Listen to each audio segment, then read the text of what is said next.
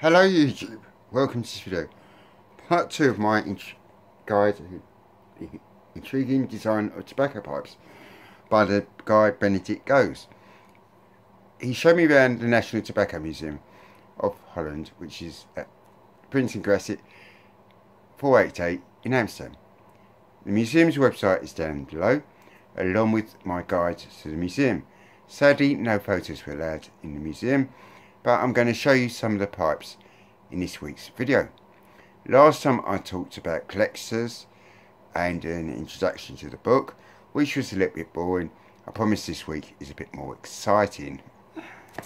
As per normal, images from said book at the end, and this deals with the prehistory of smoking and some pipes from 500 BC on display here.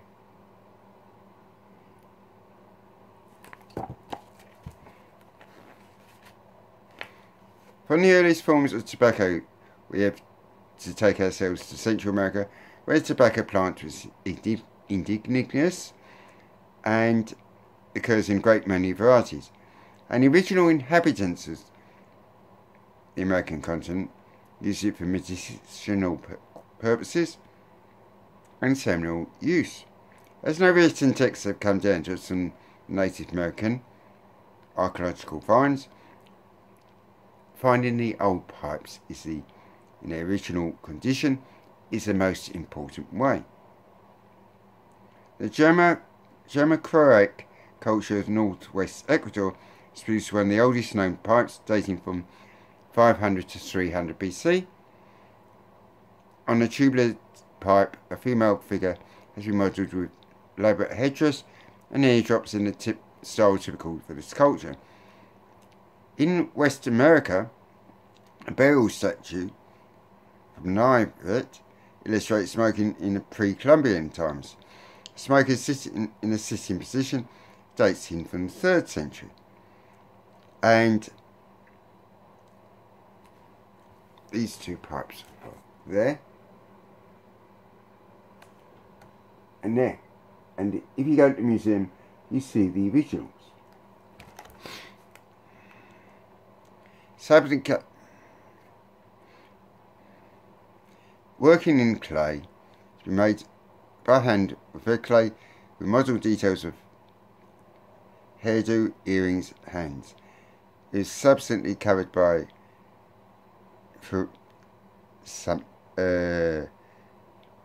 Ferragnous, I can't pronounce it, and moist clay slip.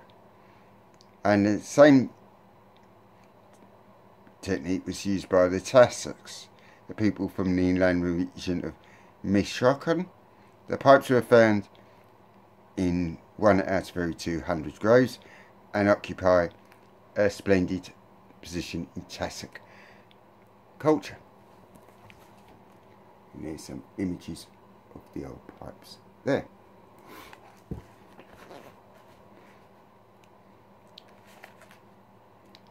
The size of the bowl is 12.5 centimetres high, suggests they were purely ceremonial grave pipes.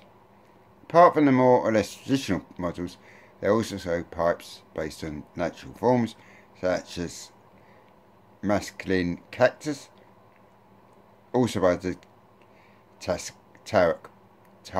people. From the areas of column, small pipes of grey like clay, shaped like human foot, came down to us. Tobacco was put in the ankle. The big toe forms the mouthpiece. So, a bit of foot fetish for you. Big toe and it's your mouthpiece. The interpretation of several special types make it difficult because there's hardly any reference material to it. It appeared that after the destruction of the pre-Columbian cultures around 1500, smoking stopped. Smoking was not introduced into Europe by the Spanish invaders. It was based on the North American tobacco from Virginia instead. And pipes from the more northerly regions are normally cut from natural stone and only rarely from pipe formed from clay, which must have been less time consuming. And that's some 2 more pipes. Next chapter: inherent possibilities of pipe clay.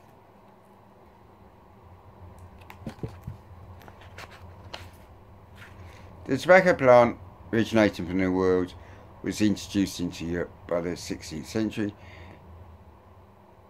Initially, its spread and wider use due to botanists noticeably from Flanders, and original threefold function: ornamental, plant, medicine and stimulant. Of course, the stimulant side prevailed.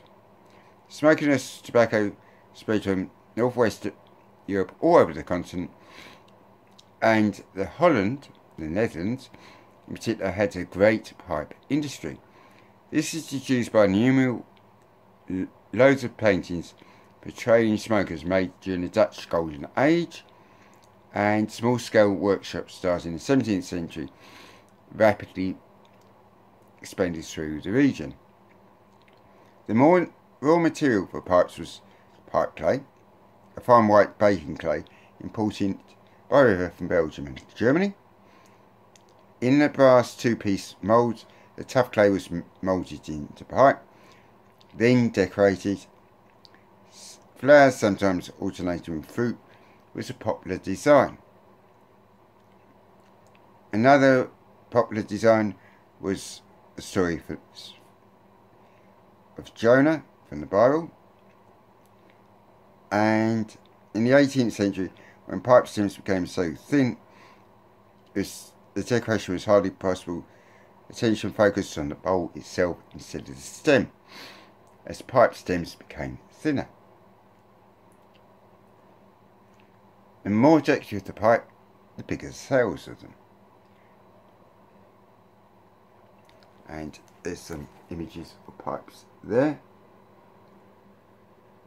Very ornate. Going down there and there.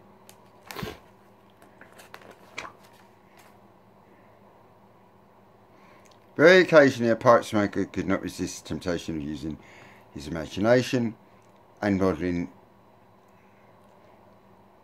the clay into something special, and a fluff shift or flute was developed in the 17th century, and a hole, as you can see there.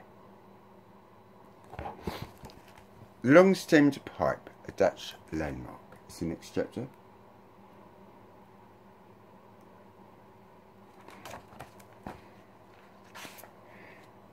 The city of Gouda acquired the leading position of the Dutch pipe industry as early as the 17th century.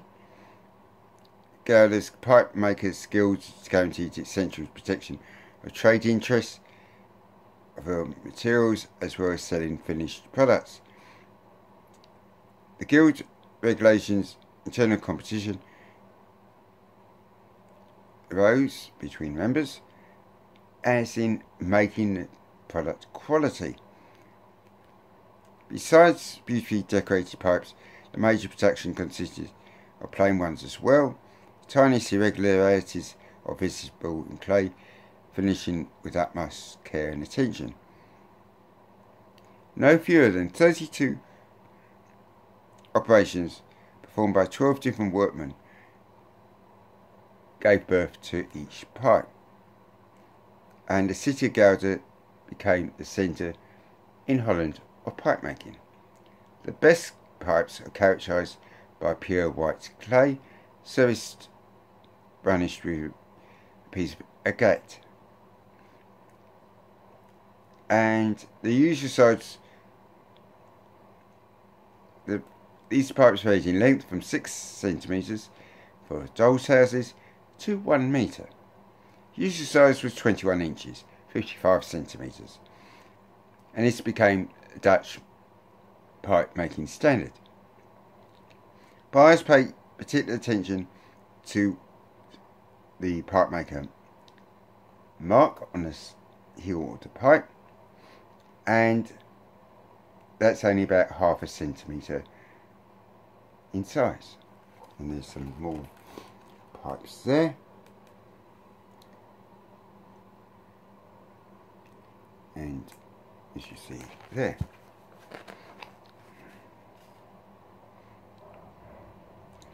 there's an engraved goblet with the famous B mark of Bratter's Obenswasser, the pipe exporter from Gouda's pictures, and a manuscript from the Maker's Marks of Gouda Guild there on show as well.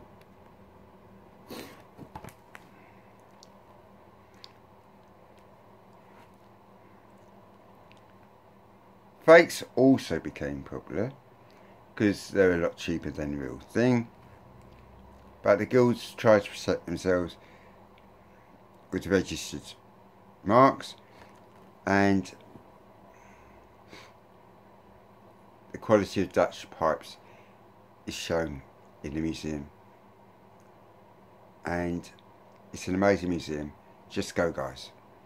Next time, it's a tradition in the 19th century. I'm going to describe the next couple chapters then.